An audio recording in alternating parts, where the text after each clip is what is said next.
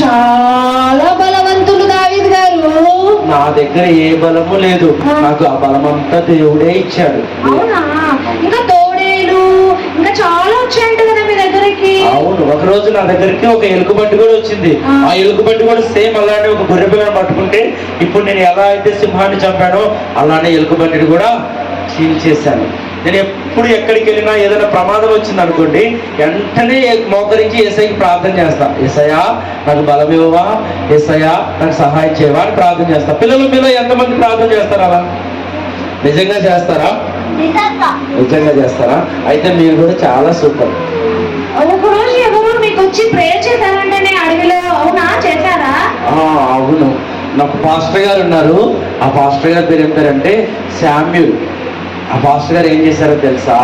నన్ను రాజుగా అభిషేకించడానికి మా ఇంటికి వచ్చారు. అయితే మా నాన్నగారు నన్ను అస్సలు పట్టించుకునే లేదు తెలుసా. ఓన్లీ మా అన్న వాళ్ళనే పిలిచాడు. రాజుగా చేయడానికి వాళ్ళు ఒక్కలే పనికొస్తారు, నేను పనికిరానని చెప్పేసి అని నన్ను అడవిలోనే గొర్రెల దగ్గరే ఉంచాడు. కానీ దేవుడు ఆ 7గురిలో ఎవరిని అభిషేకించలేదు. కానీ దేవుడు నన్ను మాత్రమే పిలిచి నా మీద ఆయిల్ పోసి నన్ను రాజుగా అభిషేకించాడు. లేదు, నేను ఈ రోజు దేవుడు నన్ను అభిషేకించాడు. రేపు మళ్ళా గొర్రెలు కాచుకోవడానికి వెళ్ళాను. అయ్యో, ఎంత పని అయిపోయింది. వెంటనే నువ్వు రాజు అయిపోయావు అనుకున్నావుగా? నేను అలానే అనుకున్నాను. రేపటి నుంచి ఇక రాజు, ఈ రాజ్యానికి నేనే రాజుని, అందరినీ వెళ్ళాలనుకున్నాను. ఈ రోజు తెల్లారి గొర్రెలు కాచుకోవడానికి వెళ్ళిపోయాను. మరి రాజు ఎలా అయ్యారండి మీరు? నేను రాజు ఎలా అయ్యా అంటే, ఒకరోజు మా నాన్నగారు, మీ పిల్లలు చాలా డిస్టర్బ్ చేస్తున్నారు, మీ పిల్లలు మంచివాళ్ళు కాదు.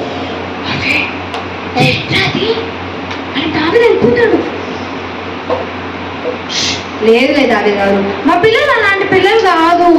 ఓకే, అయితే ఒకరోజు మా నాన్నగారు ఏం చేశారంటే, మా అన్న వాళ్ళు యుద్ధం చేస్తుంటే అక్కడికి వెళ్ళి భోజనం ఇచ్చినారా అని చెప్పేసి నన్ను పంపించారు. అప్పుడు నేను ఆ బాక్స్ తీసుకొని అక్కడికి వెళ్ళాను. అక్కడికి వెళ్ళిన తర్వాత అప్పుడు ఒక పెద్ద వ్యక్తి ఉన్నాడు. ఆ వ్యక్తి పేరు ఏంటో తెలుసా మీకు? చూసావా? పిల్లలు చాలా గ్రేట్ అబ్బా, చాలా క్లెవర్స్. మా పిల్లలు బాగా బైబిల్ వింటారు, చదువుతారు, మంచిగా నేర్చుకుంటారు మా పిల్లలు. అవును, మీ పిల్లలు చాలా గ్రేట్. అయితే ఆ రోజు ఏమైందంటే, ఆ గొల్లియాతు నిలబడి, మీకు ఎవరికైనా దమ్ముంటే నన్ను చంపగలుగుతారా, నా మీదకి వస్తారా అని చెప్పేసి అని ఇశ్రాయేల్ ప్రజలందరినీ ఆయన బెదిరిస్తున్నాడు. 40 రోజుల నుంచి వాళ్ళంతా భయపడుతున్నారు తెలుసా. నేను అక్కడికి వెళ్ళాను. వెళ్ళిన వెంటనే ఏం జరిగిందో తెలుసా? ఆయన అలా మాట్లాడుతుంటే నాకు చాలా భయం వేసింది. అప్పుడు నాకు ఏమైందంటే, నేను ఒకసారి సింహాన్ని చంపాను కదా, ఒకసారి ఎలుగుబంటిని చంపాను కదా, అది నాకు గుర్తొచ్చేసింది.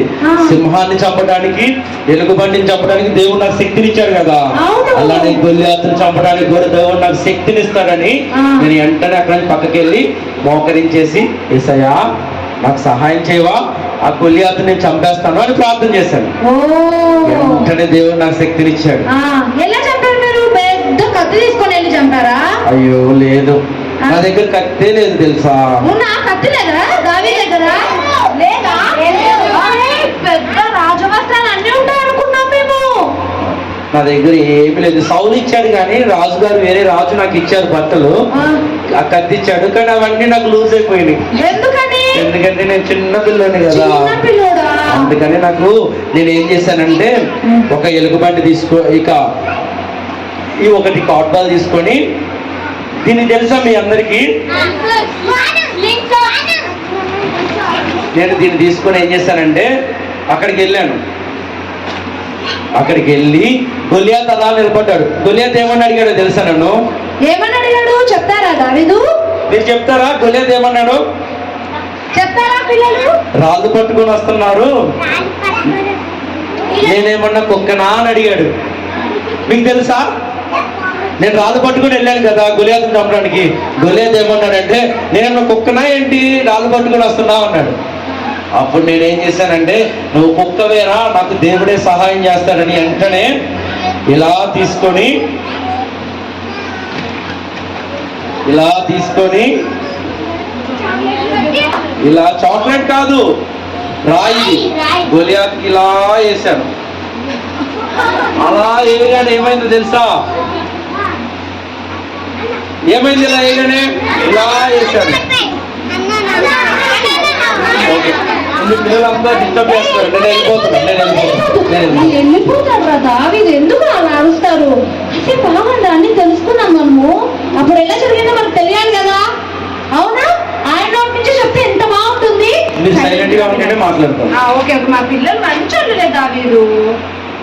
అప్పుడు మళ్ళా ఇలా ఒకే ఒక రాయి తీసుకొని ఇలా పెట్టి ఇలా పెట్టి ఇలా పెట్టి ఇలా వేసాడు.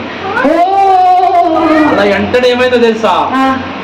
అలా వేయగానే ఆ రాయి వచ్చి ఇక్కడ తగిలింది. రాయి నేను వేసినప్పుడు దేవుడు ఏం చేశాడు తెలుసా? వాడిని వెనకాల పెట్టి ఒకటి నెత్తి మీద పెట్టి టింగుని పెట్టాడు. అలా కొట్టగానే ఇలా ముందు పడ్డాడు. వాడు అలా పడగానే వాడి కత్తి ఉంది కదా, ఆ కత్తి తీసుకొని టింగ్ నరికేసిన. నరకగానే ఏమైందో తెలుసా?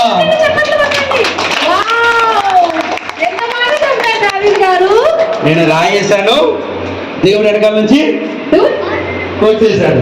అలా కింద పడగానే కత్తి తీసుకొని వాడి తల నరికేసి వాడిని చంపేసినాడు. అప్పుడు నేను చాలా పొగిడింటాను కదా. అవును, చాలా మంది పొగిడారు. అక్కడ లేడీస్ ఉన్నారు, అమ్మాయిలు, వాళ్ళంతా ఎలా పొగిడారో తెలుసా నన్ను? సౌలు 1000 మందిని చంపాడు, ఇంకెవరు దావీదు 10,000 మందిని చంపాడు అని చెప్పేసి పొగడగానే మీకు చాలా సంతోషమైంది. నాకు సంతోషం వేసింది, సౌలు గారికి బాధ వేసింది.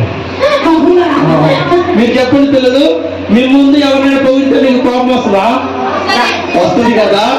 ఆ రోజు మా సౌలు గారికి కూడా అలానే వచ్చింది. రాజుకి, అరే నా ముందు ఈ పిల్లలు పొగుడుతున్నారే అని చెప్పేసి అని ఏం చేశారు తెలుసా? నన్ను చంపడానికి ప్రయత్నించాడు. దాక్కున్నారా మీరు? అయ్యో చాలా దాక్కునేవాడిని. ఎంత దూరం ఉరికేవాడిని తెలుసా? చాలా ఉరికేవాడిని, చాలా రన్నింగ్ చేసేవాడిని. అయ్యో, నువ్వు రన్నింగ్ వేస్తారా? చాలా రన్నింగ్ చేస్తాను. నాతో పాటు ఎవరు ఉరకలేరు ఇక్కడ. అవునా? మా పిల్లలు ఉరుకుతారు తెలుసా? ఆ రోజు నేను అలా సౌలు దగ్గర నుంచి తప్పించుకున్నాను. కొన్ని రోజులకి దేవుడు నన్ను రాజుని చేశాడు. ఆ రాజ్యం మొత్తానికి హెడ్ నేనే తెలుసా? నేను 40 సంవత్సరాలు రాజుగా చేశాను. సూపర్ దావీదు గారు, సూపర్. సరే, ఇంత మంచి ఇదే మీ లైఫ్ స్టైల్, ఇదంతా మీ స్టోరీ. ఓకే, మీరు ఇక్కడికి వచ్చారు కదా, మా పిల్లలకి ఏమన్నా చెప్తారా? మీ పిల్లలకి ఏమన్నా చెప్పాలా? చెప్పాలి. చెప్తాను. మీ పిల్లలు అంతా సైలెంట్ గా ఉన్నారా?